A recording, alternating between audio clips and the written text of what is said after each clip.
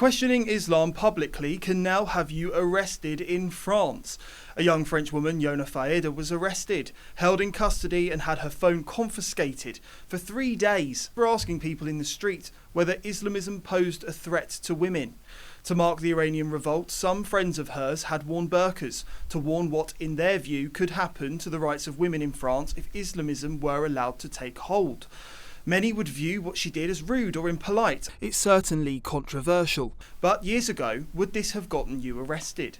Is it now illegal to offend? I spoke to Yona earlier on. Here's her story. Thank you so much for joining me. Tell me, what were you doing? What when you were arrested? So, we were with activists from the Nemesis Collective, our right-wing feminist group, in a small town in France.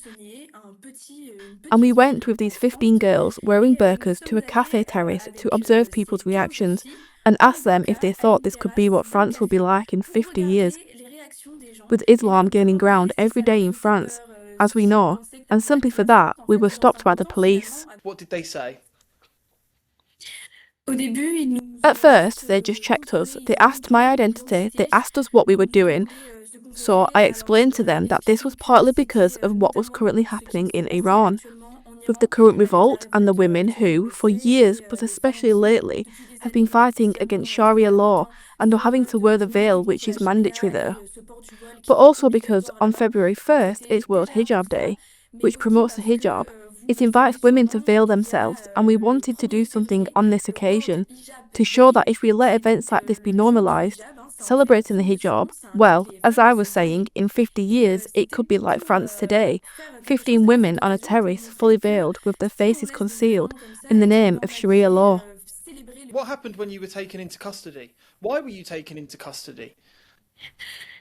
The reason I was taken to the police station officially was for undeclared demonstrations, except I was simply doing a vox pop and there wasn't a demonstration per se.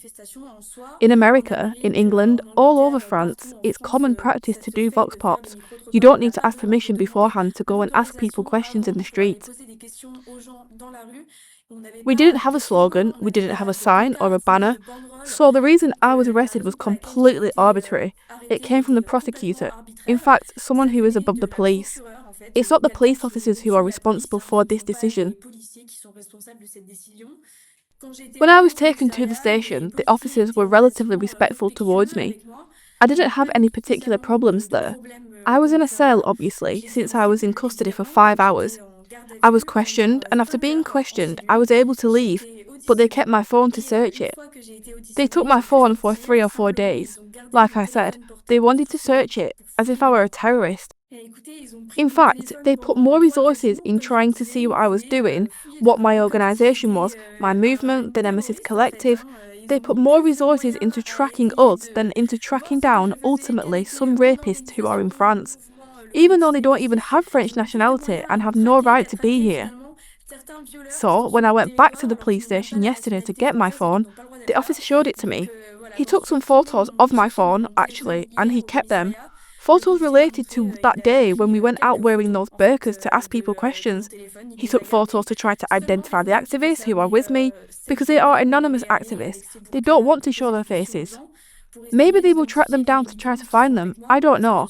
In any case, the investigation is not finished, but that was the reason why they searched my phone. Why are you so worried about Islam in France? What are you trying to highlight?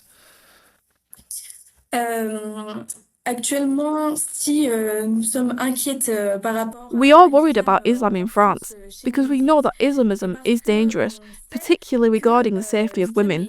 Generally speaking, we denounce radicalisation, Islamism, terrorism, separatism, and especially the difficulties of integration and the tensions surrounding women's rights.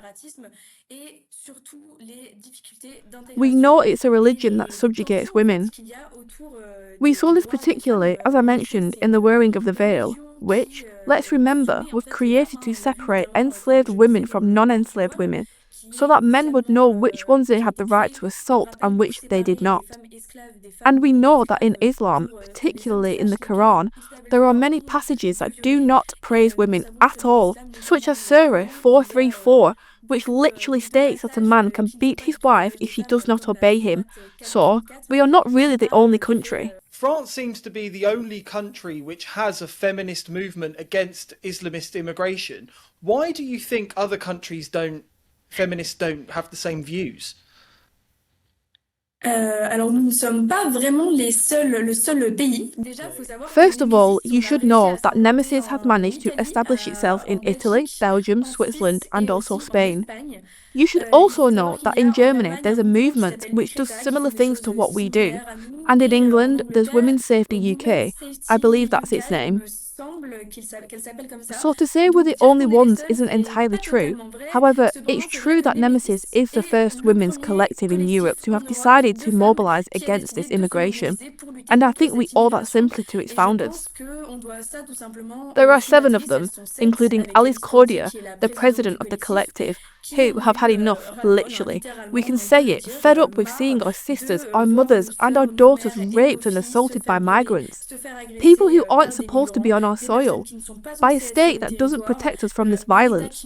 And unfortunately, it's the citizens of France, young women between 20 and 25 years old, who have had to take up arms themselves, so to speak, to defend their country.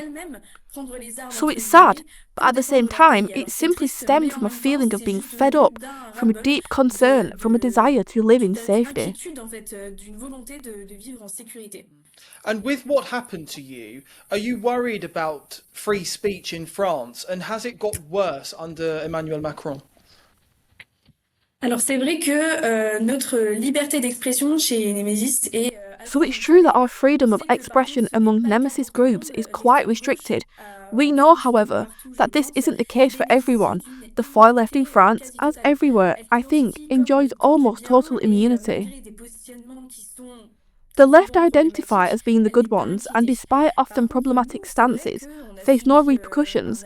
On the other hand, we have indeed been subjected to relentless harassment by the justice system, and we continue to be, as we saw on Sunday with my phone and my detention.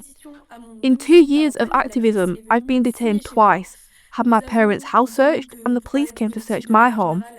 Speaking of the collective in general, our bank accounts have been closed several times, which is a major obstacle to the collective's survival. And, most importantly, our Instagram accounts have been censored multiple times, whether it's the main Nemesis collective account or even our personal accounts, sometimes even those we don't use for activism. Just the accounts where we post photos of ourselves on Instagram, like many other young women and men do. And it's true that it's really a witch hunt. I even had a lawsuit, notably with the mayor of my town, who filed a complaint simply because I was calling for the expulsion of foreign rapists. So yes, I think that, in conclusion, things have gotten worse. Being a nationalist, right-wing and defending one's country, I think that's become even more complicated in Macron's France. Wow. Thank you so much for telling us what happened to you. Merci à vous.